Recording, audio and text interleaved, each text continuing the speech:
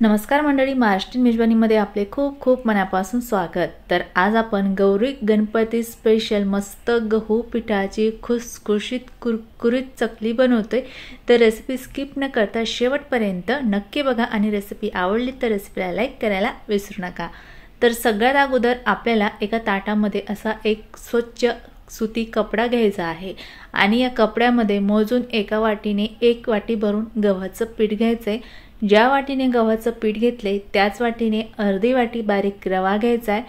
चकली खुसखुशीत होण्याकरिता यामध्ये पाव वाटी बेसन टाकायचे। तिन्ही पीठ असे चमच्याने मिक्स करून घ्यायचे। मिक्स झाल्यानंतर आता आपल्याला हे पीठ या सुती कपड्यामध्ये बांधून घ्यायचे, म्हणजे असा सुती कपडा आपल्याला एकत्र करायचा आहे आणि या कपड्याची अशी गाठ बांधून घ्यायची। त्यानंतर आता आपल्याला हे पीठ आहे ते आपल्याला वाफवून घ्यायचे। त्यासाठी एका भांड्यामध्ये पाणी गरम करून घेतले। भांड्यावर एक अशी चाळणी ठेवायची। चाळणीमध्ये आपले बांधलेले पीठ ठेवायचे। त्यानंतर ताट ठेवून आता हे पीठ आपल्याला 15 मिनिटं वाफवून घ्यायचं आहे। 15 मिनिटांनंतर ताट काढून घ्यायचं आणि मस्त पीठ आपलं वाफवून तयार झालं आहे। इथे आपल्याला गॅस बंद करायचा आहे आणि वाफवून घेतलेलं पीठ आपल्याला पूर्णपणे थंड करून घ्यायचं आहे। थंड झाल्यानंतर आपल्याला हे पीठ एका बाउलमध्ये किंवा ताटामध्ये सोडून घ्यायचं आहे। तर या सुती कपड्यामधून आपलं वाफवलेलं पीठ आपल्याला बाहेर काढून घ्यायचंय। तर बघू शकता वाफवल्यानंतर या पिठाचा एक कडक गोळा तयार होतोय। तर आता हे वाफवून घेतलेलं पीठ आपल्याला खिसून घ्यायचंय। त्यासाठी इथे आपल्याला खिसणी घ्यायची आणि मध्यम आकाराच्या खिसणीने आपल्याला हे पीठ खिसून घ्यायचंय। खिसून घेतल्यामुळे या पिठामध्ये अजिबात गाठ राहत नाही, एकदम मस्त असं पीठ आपलं खिसून तयार होतं। तर इथे बघा सर्व पीठ आता मी खिसणीने खिसून घेतलेलं आहे। तर बघू शकता एकसारखं आपलं पीठ खिसून झालेलं आहे। त्यानंतर आता आपली चकली खमंग होण्यासाठी या पिठामध्ये आपल्याला काही मसाले टाकायचे आहेत। तर इथे मी अर्धा चमचा धने पावडर घेतली, अर्धा चमचा जिरे पावडर, अर्धा चमचा हळद घेतली, 1 चमचाभर लाल मिर्च पावडर घेतले, 1 चमचा मीठ घेतले आणि 4 चमचे तीळ घेतलेले आहेत। तर घेतलेले सर्व मसाले आपल्याला या पिठामध्ये टाकून घ्यायचे आणि चमच्याने हे मसाले या पिठामध्ये मिक्स करून घ्यायचे आहे।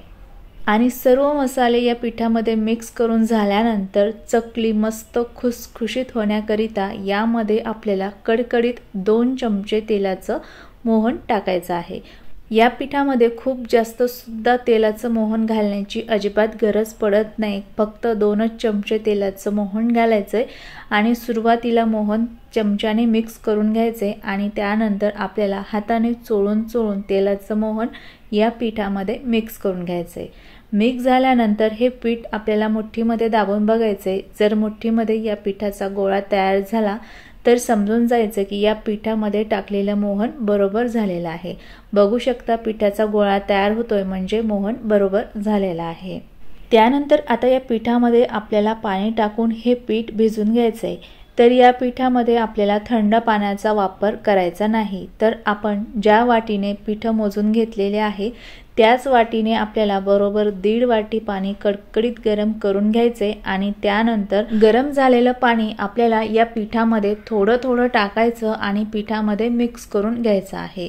तर या पिठामध्ये थोडं थोडं पाणी टाकत मी सगळं 1.5 वाटी पाणी टाकून घेतले आणि पिठामध्ये मिक्स करून घेतलं आहे।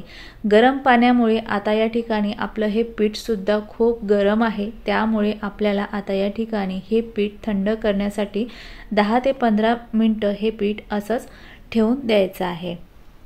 तर या ठिकाणी पीठ मी 10 मिनिटं थंड करून घेतले। 10 मिनिटांनंतर हे पीठ थोडं थंड झालेलं आहे। आता थंड झालेलं पीठ आपल्याला हाताने व्यवस्थित भिजून घ्यायचे, म्हणजे आपल्याला हे पीठ हाताने 2 ते 3 मिनिटं छान असं सॉफ्ट करून घ्यायचं आहे।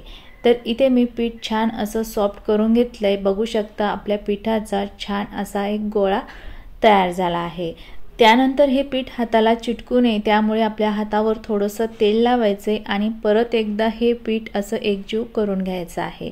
आणि त्यानंतर या पिठाच्या चकल्या बनवण्यासाठी आपल्याला तयार झालेल्या पिठाचे सिलेंडरच्या आकारामध्ये गोळे तयार करून घ्यायचे आहे, म्हणजे आपली चकली फटाफट बनवता येईल। तर या ठिकाणी तयार झालेल्या पिठामध्ये 4 सिलेंडर आकाराचे गोळे तयार झालेले आहे। आता आपण या पिठाची लगेच चकली बनवायला सुरुवात करू। तर चकली बनवण्यासाठी इथे मी चकलीचा साचा घेतला आणि साच्याला पीठ चिटकू नये त्यामुळे या साच्याला आतून थोडंसं तेल लावून घेतलं।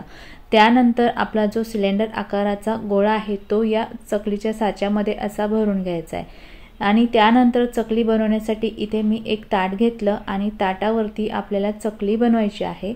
सुरुवातीचा वेळ आपल्याला छान असा गोल करून घ्यायचा आहे आणि त्यानंतर अशी मस्त गोल गरगरीत चकली बनवून घ्यायची। तर तयार केलेल्या पिठामध्ये तुम्ही बघू शकता अगदी सहज अशा गोल गरगरीत काटेरी चकली तयार होत आहे। तर इथे तुम्ही बघू शकता गहू पिठाची चकली बनवण्यासाठी फार जास्त मेहनत घ्यायची अजिबात गरज पडत नाही। खूप सोप्या आणि साध्या पद्धतीने मस्त अशा चकल्या तयार होतात। तर इथे मी 3 चकल्या बनवून घेतलेल्या आहेत। आता आपण ह्या चकल्या तेलामध्ये तळून घेऊया। तर चकली तळण्यासाठी कढईमध्ये तेल गरम करून घेतले। गरम तेलामध्ये बसतील तेवढ्या चकल्या आपल्याला हळूवार सोडायच्या आहे। चकल्या तेलामध्ये सोडल्यानंतर आपल्याला गॅसची फ्लेम हायच ठेवायची आणि हाय फ्लेमवर ह्या चकल्या आपल्याला मिनिटभर तळू द्यायच्या आहे। तर या ठिकाणी चकल्या हाय फ्लेमवर मिनिटभर तळून घेतलेल्या आहेत आणि बघू शकता तेलामधले बबल्स कमी झालेत आणि चकलीला थोडासा कुरकुरीतपणा आला आहे। तर अशी मिनिटभर चकली तळून झाल्यानंतर इथे आपल्याला गॅसची फ्लेम मध्यम करायची आणि त्यानंतर चकलीची बाजू हळूवारपणे बदलून घ्यायची। बदलल्यानंतर चकलीची साईड दुसऱ्या साईडने सुद्धा 1 ते 2 मिनिटभर तळून घ्यायची आहे। 2 मिनिटं तळून झाल्यानंतर परत आपल्याला चकलीची बाजू बदलून घ्यायची आणि दुसऱ्या साईडने सुद्धा मिनिटभर तळून घ्यायची आहे। तर अशी चकलीची बाजू बदलत आपल्याला ही चकली मस्त कुरकुरीत होईपर्यंत तळून घ्यायची आहे। तर या ठिकाणी चकलीची बाजू बदलत कुरकुरीत अशी चकली तळून झाली। बघू शकता तेलामधले बबल संपलेले आहेत आणि चकलीला मस्त असा ब्राऊन रंग आला आहे। तर अशी चकली तळून झाल्यानंतर आपल्याला ही चकली एका प्लेटमध्ये काढून घ्यायची आहे।